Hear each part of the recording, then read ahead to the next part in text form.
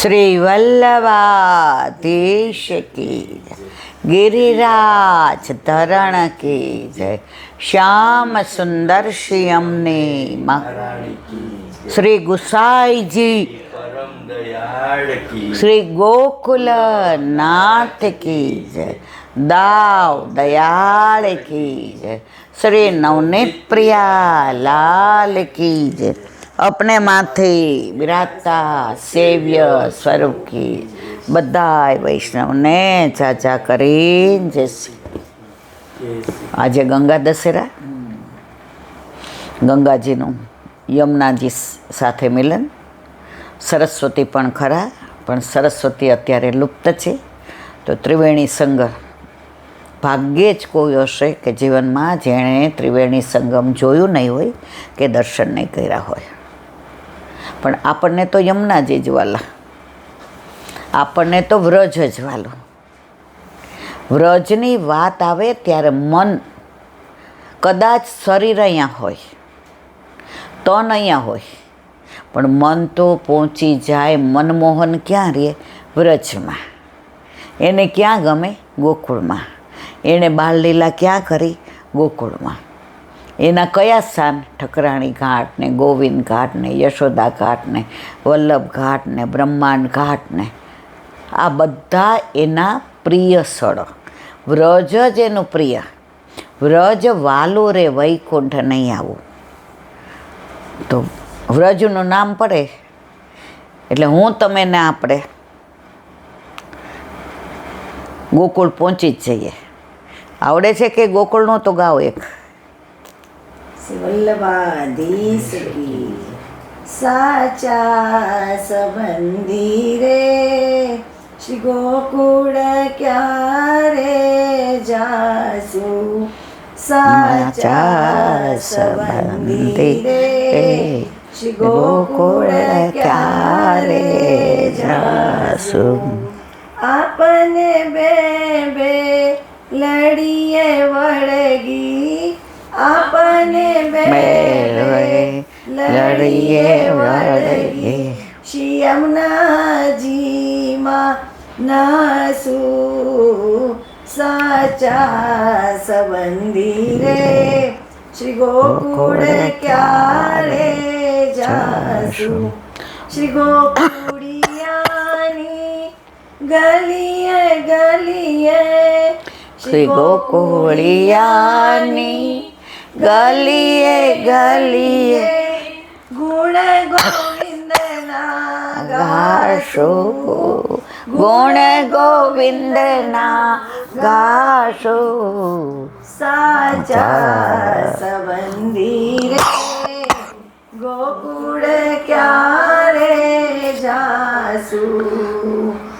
શ્રી ગિરિધારી અલબેલા જોઈ જોઈ, શ્રી ગિરધારી અલબેલા જોઈ જોઈ, મન ચિંતવ્યા લાડલડા વિસુ. સાચા સંબંધી રે, ગોકુળ ક્યારે જાસુ. ભીમના ઠાકુર ને જઈ ભેટશું, ભીમના ઠાકુર ને જઈ ભેટશું, સદા સુહાગી તાસુ, સદા સુહાગી તાસુ. સાચા સંબંધી રે, શ્રી ગોકુળ ક્યારે જાસુ. સાચા સંબંધી રે, શ્રી ગોકુળ ક્યારે જાસુ. શ્રી વલ્લભા. તો વૈષ્ણવ બરોડાથી ખાસ આવ્યા અને ગોકુળની યાદ દેવડાવીને ગયા. એ ગાતા હતા ત્યારે ગોકુળ પહોંચી ગયા, એની ગલીઓમાં પહોંચી ગયા અને ગોવિંદને વાત તો જાણે આપણી સાથે કરતા હોય. નાના હતા ને ત્યારે કવિતા આવતી હતી, ગોવિંદની ગોઠડી. આપણે ભણતા ને ત્યારે આવતું હતું કે મને ગમે રે ગોવિંદની ગોઠડી. મને તારા ને મારા ન ગમે, પણ એકલા મારા ગમે. કોણ? ઠાકોરજી. આ બીજા બધા પણ એમ કે આ માસી મારી, આ કાકી મારી, આ બેન મારી. મને મારા ને તારા ન ગમે, મને એકલા મારા ગમે. કોણ? મારા એકલા મોરારી. એટલે હું કોની થઈ? મોરારીની. તો વ્રજ તો વસ્તુ જેવી છે, જો એકવાર તમે વ્રજને યાદ કરો પછી તમને બીજો સત્સંગ કરવાનું મન થાય નહીં, કારણ કે વ્રજ વાલું રે વૈકુંઠ નહીં આવું. તો આજે ગંગા દશમી, આજે ગંગાજી ને યમુનાજીનું મિલન થયું અને યમુનાજી દ્વારા ગંગાજી પુષ્ટિમાં આવ્યા. જુઓ, આજે યમુનાજીના કૃપા વિના ગંગાજી પણ પુષ્ટિમાં ના આવે. તો એવા યમુનાજી તો આપણા કોણ છે? મૈયા. એટલે જ આપણે ગાઈએ છીએ યમોપી ભગિની સુતાન કથમોનથી દુષ્ટાનપી. અને યમુનાજીએ 2 વાર યમુનાષ્ટકમાં વલ્લભે ગંગાજીને યાદ કર્યા છે, યયાચરણ પદ્મજા અને સુરધુની. કે વલ્લભ કહે છે કે યમુનાજીના જે સગા થઈ ગયા ને હવે અમારા થઈ ગયા. આ દીકરીને લગ્ન ન થયા હોય ત્યાં સુધી એના વર ને એના સાસુ તમને રસ્તા મળે, તમે જય શ્રી કૃષ્ણ કરો? ના કરો. તમે ઓળખો? ના ઓળખો. હવે આના લગ્ન કર્યા પછી તમે શું કહો? મારા વેવાણ, મારા વેવાય, મારા જમાય તમારા થઈ ગયા ને. તો આપણે બ્રહ્મ સંબંધ લીધું, વલ્લભે બ્રહ્મ સંબંધ આપ્યું, આપણો હાથ ગોવર્ધનનાથજીના હાથમાં સોંપ્યો.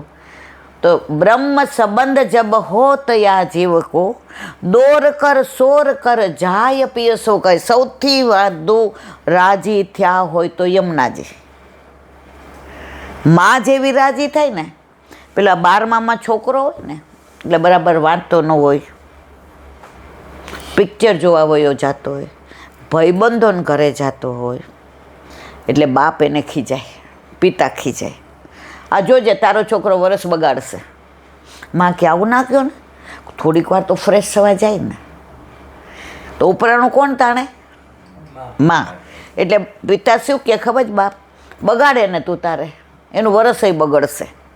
પણ છતાંય માં કેટલો પ્રેમ કરતી હોય કે દીકરો વિચાર કરે, ના મારા પિતાશ્રી મારી માને કાંઈ કહે મને ગમતું નથી, હું એટલી મહેનત કરીશ કે 12મામાં મારા માર્ક એવા આવશે કે રાજી થઈ જશે.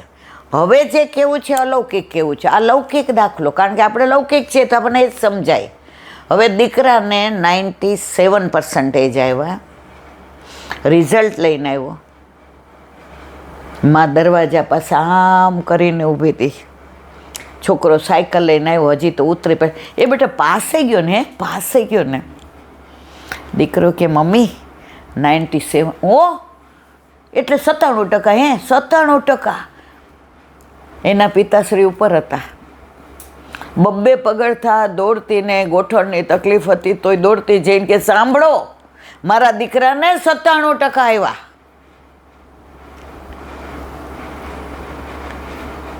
હવે એ જ આપણા યમુનાજી આપણા દોષ, દ્વેષ, ક્લેશ, પાપ, પ્રપંચ, અહંતા, મમતા, તારું મારું આ બધુંય છતાંય આપણને વલ્લભે બ્રહ્મ સંબંધ આપી આપણો હાથ ગોવર્ધનનાથજીના હાથમાં સોંપ્યો. ત્યારે યમુનાજીએ કહ્યું, પ્રભુ પાછો એક જીવ લીલામાંથી બિછડેલો હતો ને એને વલ્લભે શોધી અને આપણા હાથમાં દીધો. ઠાકોરજી હશે કે મને ખબર જ છે, પણ હરખ કોને થાય? આજે આપણા દીકરાનો કરવા જેવડું થાય અને નક્કી થાય ને તો દુનિયામાં દીકરા કરતાંય સૌથી વધુ રાજી એની માં થાય. હવે મારા દીકરાની વહુ આવશે, હવે મારે નિરાંત, એની હારે હું આવી રીતે ભાઈબંધી રાખીશ, એની હારે સખ્ય ભાવ રાખીશ. દીકરી તો સાસરે હોય, એને હું દીકરીની જેમ રાખીશ, એને ઓછું નહીં આવવા દઉં. તો સૌથી વધુ રાજી દીકરાની નક્કી થાય એટલે માં થાય. એમ આપણા યમુનાજી પણ આપણે કરોડો વર્ષોથી ઠાકોરજીથી વિખૂટા પડ્યા છીએ.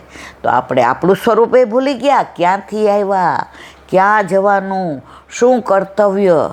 પણ ઠાકોરજી આપણને ભૂલ્યા નથી.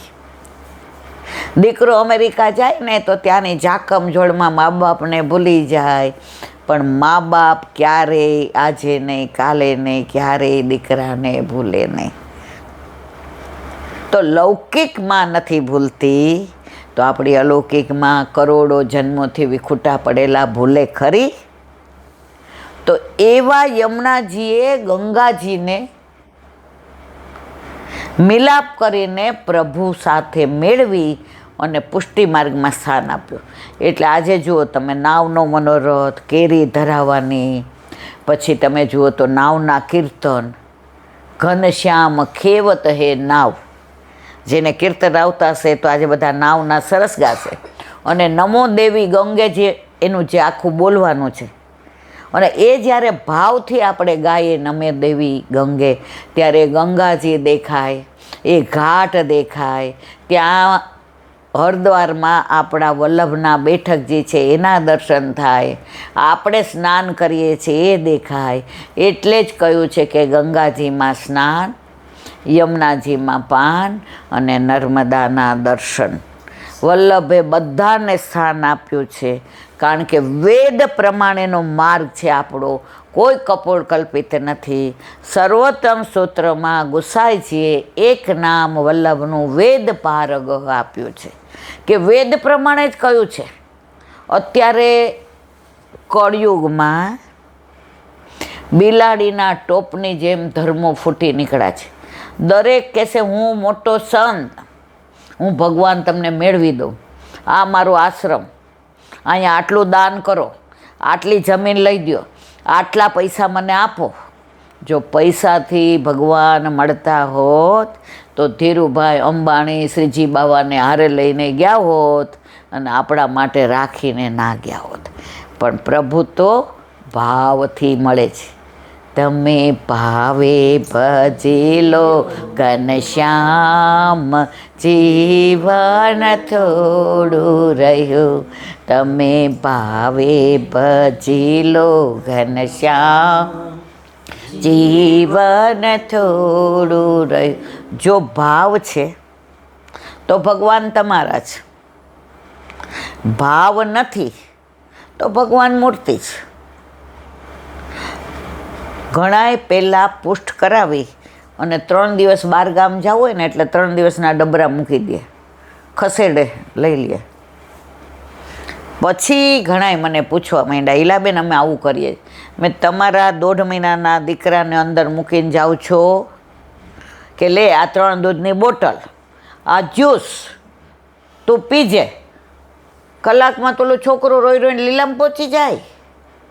તો જો દીકરા દીકરીને આપણે માનીએ છીએ કે જીવંત છે, તો દીકરા દીકરી આપવાવાળો આપણો પ્રભુ સાક્ષાત છે, તો એને મૂકીને જવાય? એક વૈષ્ણવે 40 વર્ષ પહેલાંની સાચી બની ગયેલી વાત છે. બધાય ઠાકોરજી પુષ્ટ કરાવે, ત્યારે અમારા ઘરે નહોતા, અમે મોડા પુષ્ટ કરાવ્યા. હું 40 વર્ષની હતી ત્યારે પ્રભુ પધાર્યા. બધાય કહેતા હતા ઈલાબેન પધરાવો, પણ આપણે જોબ હોય, ટ્યુશન કરતા હોય, પૈસાની તકલીફ હોય, એટલે તો એ બેનને બધા એમ કહે. હવે તો એ કહેતા છોકરા મોટા થઈ ગયા, ઠાકોરજી પુષ્ટ કરાવ. પછી એકવાર મને મળ્યા એટલે મેં કીધું ક્યાં જવું છે, એટલે હું સ્કૂટરને ગાડી ચલાવતી હતી, હવે નથી, એટલે મારી પાસે કાંઈ નથી હતું. મને કે ઈલાબેન મને રન્ના પાર્ક ઉતારી દો ને, મને ત્યાંથી બસ મળશે. મેં એને ઉતાર્યા. મેં તો આટલા બધા બધું કહે છે તો તમે ઠાકોરજી પુષ્ટ નહીં કરાવતા. એણે જે મને વાત કરીને અહીંયા મને જચી ગઈ. એ કે મારા ઘરે ઠાકોરજી આવે ને પછી હું તાળામાં બંધ કરીને ન જાઉં. તો મેં તો ઠાકોરજી તો મંદિરમાં હોય, અનોસરમાં તો એ વ્રજમાં પધારે, તો કેમ તમે આવું કહો છો? મને કે તમારી બધી વાત સાચી, પણ મારા ઠાકોરજી અનોસરમાં વ્રજમાં પધાર્યા હોય અને એને કાંઈ યાદ આવે ને ઘરે આવે ને તાળું હોય તો, અને એણે પુષ્ટ કરાવ્યા, એ 16 વર્ષ કોઈને ત્યાં મનોરથમાં ન ગયા. એ કે મારા મિસ્ટર હોય તો આવું, તાળું મારીને આવું. 16 વર્ષ એણે ઘરને તાળું ન માર્યો. એ સાક્ષાત માનતા હતા. આપણે અત્યારે શું છે, ઠાકોરજીને માનીએ છીએ, વલ્લભને માનીએ છીએ, પણ સાક્ષાત નથી માનતા. અત્યારે ઘણા એમ કે એ કે ઠાકોરજીને ચંદન લગાડો તો શું એમને ગરમી ન લાગે? જો ઠાકોરજી સાક્ષાત છે તો ગરમી લાગે છે, તો ચંદન લગાડો. એક બેનને એની વહુએ આવી ડબ્બી લઈ આવી દીધી ચંદનની, પાવડરની. એટલે એ માજીએ ના પાડી. એ કે ના, આ પાવડર મારે નથી લગાડવો. એટલે દીકરો ત્યાં નાસ્તો કરતો હતો, રવિવાર હતો એટલે મોડો ઉઠ્યો. તારે દરેક બાબતમાં વાંધો? તને એણે લઈ આવી દીધી ચંદનની ડબ્બી, કેમ ના પાડસ? ઘસીને ચંદન કહેવાય? આ પાવડરને ચંદન ના કહેવાય? ત્યારે માજીએ જવાબ સરસ આપ્યો, ભાઈ આ ચંદનની ઘસેલી જે ભૂક્કો છે, પાવડર છે, એ ખરેખર ચંદનનો છે કે નહીં તને મને ખબર છે? હવે માનો કે એમાં લાકડાનો પેલો વેર હોય કે બીજું કાંઈ ભેગું કર્યું હોય તો મારા ઠાકોરજી ફૂલથી વધુ કોમળ છે, મારા ઠાકોરજી માખણથી વધુ કોમળ છે, તો એને વાગે કે ના વાગે? ત્યારે દીકરો કે ઠાકોરજીને હું એમાં ખબર પડે? દીકરોને વહુ માનતા નથી, સાક્ષાત છે. ત્યારે માજીએ કીધું કે હું ભાવ કરીશ, પાવડર તો નહીં જ પેલું કરો.